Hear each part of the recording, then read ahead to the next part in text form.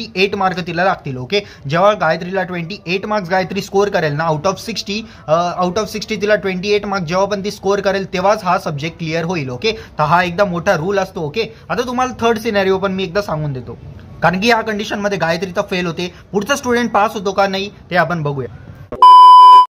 So Ram Ram विद्यार्थी मित्रांनो, हा व्हिडिओ अत्यंत इन्फॉर्मेटिव्ह असणार आहे. ओके, तुम्हाला बरेचशे विद्यार्थ्यांना माहिती असेल की पासिंग मार्क्स वगैरे किती असतात. ओके, मागच्या व्हिडिओ मी तुम्हाला जसं की कव्हर करून दिलं की तुम्हाला पासिंग मार्क्स जे असतात विद्यार्थी मित्रांनो D-BATU मध्ये स्पेशली 20 मार्क्स असतात. ओके, 60 मार्क्सचा पेपर आहे, 20 मार्क्सची पासिंग आहे. ओके, हे झालं आपलं एक्सटर्नल साठी. पण इंटरनल मार्क्स साठी काय? ओके, बऱ्याचशा विद्यार्थ्यांच्या मनात प्रश्न असतो की दादा आम्ही जर बाय चान्स जर इंटरनल मध्ये फेल होऊन गेलो तर त्यानंतर आमची पासिंगची क्रायटेरिया कसा असतो. ओके, कशा प्रकारे आम्हाला प्रमोट केलं जातं, कशा प्रकारे आम्हाला एंडसेम मध्ये मार्क आणावे लागतात, ते म्हणजे किती आणावे लागतात आणि कशा प्रकारे आम्ही पास होऊन जातो. ओके, इंटरनल मार्क्स मध्ये फेल झाल तर त्याच्यासाठी काय काय ऍडव्हान्टेजेस असतात. ओके, ऍडव्हान्टेजेस तर काही नसतात विद्यार्थी मित्रांनो, जे काही असं तुम्हाला डिसएडव्हान्टेजेस म्हणजे सामना करावा लागतो. त्यानंतर रेमेडियल मध्ये पासिंग मार्क्स जर तुम्ही काढले ओके आणि इंटरनल मध्ये फेल असला तर तुम्ही पास कन्सिडर केले जातात की फेल कन्सिडर केले जातं, याच्याबाबत पण आपण थोड्याफार गोष्टी आता या व्हिडिओमध्ये शेअर करणार आहे. ओके, असा व्हिडिओ मला तर नाही वाटत यार कुठे बघायला भेटला असेल, तर असेच अनोखे व्हिडिओ जर तुम्हाला बघायचे असतील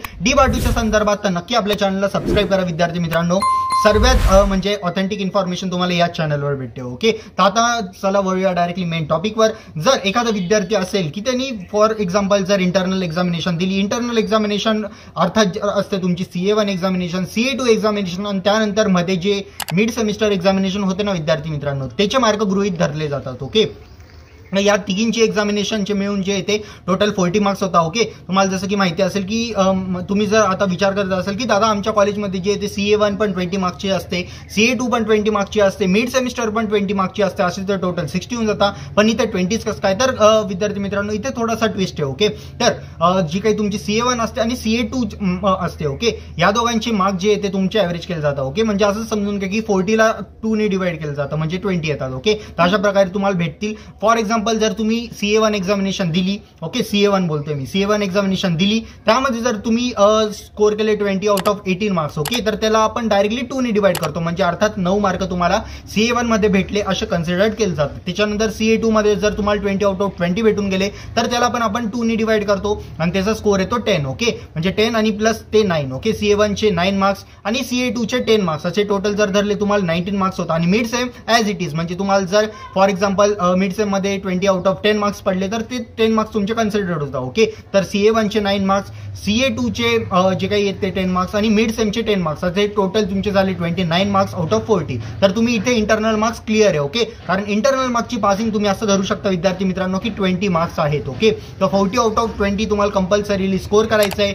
जर नाही स्कोर करू शकलात तर तुम्हाला नक्कीच ते मार्क जे आहे ते एंड सेमिस्टरमध्ये स्कोर करावे लागतील. ओके, आता तुम्ही कन्फ्यूज होत असाल की दादा ते कसं काय स्कोर करायचं. ओके, तर त्याबद्दल आपण जे आता मोबाईलच्या स्क्रीनवर जाऊ आणि तिथे थोडीशी तुम्हाला डिटेलमध्ये मी एक्सप्लेन करेल विद्यार्थी मित्रांनो. ओके, कारण असं डायरेक्टली तोंडी तुम्हाला सांगून जास्त काही एवढं काही म्हणजे लक्षात राहणार नाही. ओके, तर नेमकं काय परिस्थिती तुमची राहणार आहे आता डायरेक्टली वळूया आपण मोबाईलच्या स्क्रीनवर आणि तिथे पुढची बातमी तुम्हाला मी शेअर करतो. तो गाईज आता आपण आपल्या मोबाईलच्या स्क्रीनवर आलो. ओके, इकडनं मी तुम्हाला एक एक्झाम्पल थ्रू आता सगळ्या गोष्टी जे आहे ते क्लिअर करेल. ओके, हा तुम्हाला विद्यार्थी जो दिसतोय तो समजून घ्या की एक D-BATUचा विद्यार्थी. ओके, आणि त्यांनी परीक्षा पण दिलेली आहे. आता यामागे त्याचं लॉजिक काय हे बघा. त्यांनी पेपर वगैरे दिलाय पण त्याला कळलं की त्याला CA1 ला जे मार्क भेटले ते 9 आहे. ओके, CA1 ला 9 मार्क्स आहे, CA2 ला पण 9 मार्क्स आहे, पण त्याची मिड सेमिस्टर जी होती ती त्याला एवढी काही खास गेली नव्हती आणि म्हणजे असं समजा की तो ऍबसेंट होता, पूर्णपणे 0 मार्क्स त्याला भेटले. ओके, म्हणजे याचे जर तुम्ही टोटल केले तर या तिघांचे जर टोटल तुम्ही मार्क्स काउंट केले ना मित्रांनो तर यामध्ये जे आहे ते तुम्हाला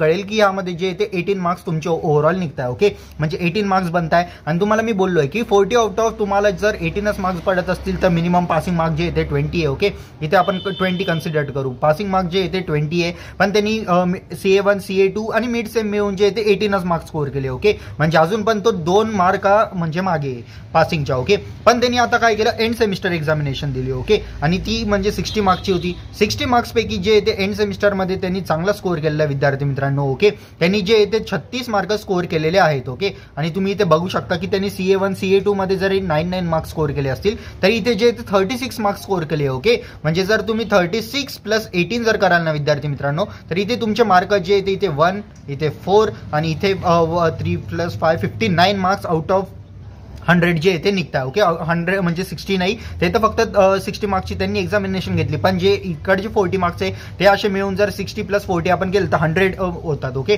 आणि 100 पैकी त्याला 59 होतं. ओके आणि मेजॉरिटी पासिंग रूल बाकी युनिव्हर्सिटीच्या सोबत D/2चा पण असाच आहे किंवा बोर्डाचा पण धरा की ऍटलीस्ट 40 मार्क्स तुम्हाला लागतात. ओके आता पूर्णपणे स्क्रीनवर जे ते खिचडी बनवून गेली, पण आय होप की तुम्हाला ही कन्सेप्ट समजली असेल. ओके आता सेकंड सिनेरिओकडे आपण वळूया.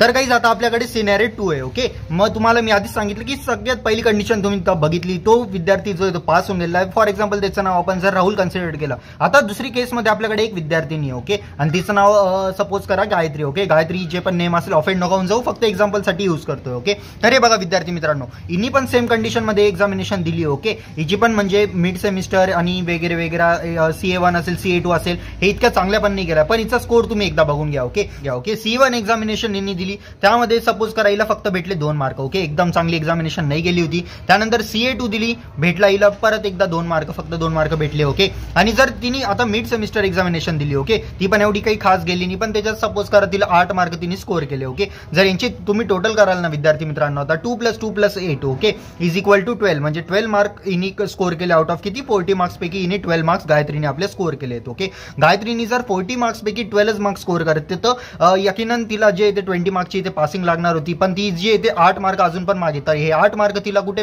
स्कोर करावे लागतील एंड सेमिस्टरमध्ये. ओके एंड सेमिस्टर एक्झामिनेशन मध्ये तिला जे येते म्हणजे एंड टर्म मध्ये तिला हे मार्क कव्हर करावे लागतील विद्यार्थी मित्रांनो. पण आता सीन असं झाला की एंड सेमिस्टरचे पेपर आले, गायत्रीने खूप हार्डवर्क केलेलं आहे. ओके पण तिचे मार्क जे ते एवढं खास तिने एक्सपेक्टेड पैकी 60 आउट ऑफ मार्क एकदम कमी स्कोर केले विद्यार्थी मित्रांनो. सपोज करा की तिला फक्त जे येते 12 मार्क इथे भेटलेत. ओके 12 मार्क इथे भेटलेत आणि 60 मार्कचा पेपर होता, 12 पैकी ती म्हणजे इथे 20 मार्कची मिनिमम पासिंग असते. ही ऑलरेडी 8 मार्क इथे पण मागे, पण 8 मार्काचा इथे पण तिला गॅप पडून गेला, म्हणजे असे टोटल 16 मार्क्स ती मागे आहे विद्यार्थी मित्रांनो. ओके मग तुम्ही ऍड करून घ्या, जर 12 मध्ये तुम्ही 16 ऍड केले ना विद्यार्थी मित्रांनो, 8 आणि 2 म्हणजे 22 आणि 8 म्हणजे 28 मार्क तिला लागतील. ओके जेव्हा गायत्रीला 28 मार्क्स गायत्री स्कोर करेल ना आउट ऑफ 60 तिला 28 मार्क्स जेव्हा पण ती स्कोर करेल तेव्हाच हा सब्जेक्ट क्लिअर होईल. ओके तर हा एकदम मोठा रूल असतो. ओके आता तुम्हाला थर्ड सिनेरिओ पण मी एकदा सांगून देतो, कारण की या कंडिशनमध्ये गायत्रीचा फेल होते, पुढचा स्टुडंट पास होतो का नाही ते आपण बघूया.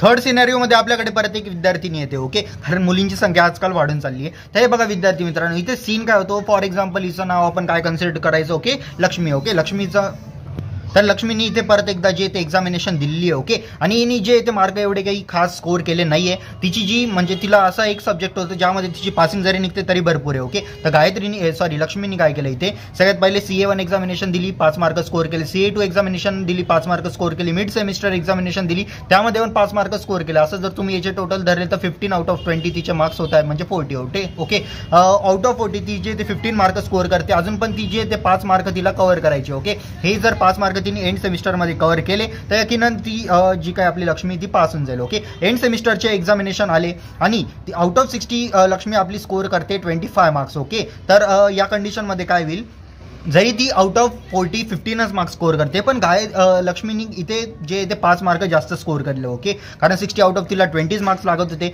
पण तिने जे ते ऑलरेडी 25 स्कोर केलेले आहे. ओके जर तुम्ही याचा रेशो पकडाल, दॅट मीन्स तुम्ही जर 25 + 15 कराल. ओके जर तुम्ही 25 + 15 कराल तर यकीनन याचं आन्सर जे ते 40 येत आहे. ओके जे आपल्याला आउट ऑफ 140 मार्क्स जे ते प्रत्येक युनिव्हर्सिटीमध्ये किंवा D/2 मध्ये बोर्डाचाच हा नियम की 40 मार्क्स ॲटलीस्ट कंपल्सरी तुम्हाला आणावेच लागतील एक पर्टिक्युलर सब्जेक्ट किंवा काही पास करायचं असेल तर. ओके एक्झामिनेशन तर इथे जे ते लक्ष्मीनी परत एकदा जे काही चांगला स्कोर केला आणि पासिंग मार्क्स काढून घेतले. तर गाईज मी तुम्हाला 3 सिनेरिओ सांगितले. ओके सगळ्यात पहिला सिनेरिओ सांगितला ज्यामध्ये जे ते विद्यार्थी पास होत होतं, दुसरं सिनेरिओ सांगितलं ज्यामध्ये नापास होत होतं, आणि तिसरं सिनेरिओ असं सांगितलं की ज्यामध्ये जे ते एकदम काटोकाट विद्यार्थी पास होतो. ओके तर असं काही राहतं विद्यार्थी मित्रांनो. आणि रेमेडियलमध्ये याचा इम्पॅक्ट तुम्हाला बघायला नाही भेटत. ओके सप्लिमेंटरीमध्येच देऊन तुम्हाला तो सब्जेक्ट क्लिअर वगैरे करावा लागतो. रेमेडियलमध्ये जरी दिले तरी परत एकदा जे ते तुम्हाला मार्क जे ते ईज कन्सिडर केले जातात, त्यामुळे पूर्ण तुमचा स्कोर वगैरे भरत नाही. ओके पण तुम्ही तरी पण एकदा कॉलेजशी डिस्कस करू शका. आणि हा व्हिडिओची कन्सेप्ट मी ज्या प्रकारे तुम्हाला एक्सप्लेन केलं ते जर आवडलं असेल तर प्लीज तुमच्या भावाला एक लाईक करा,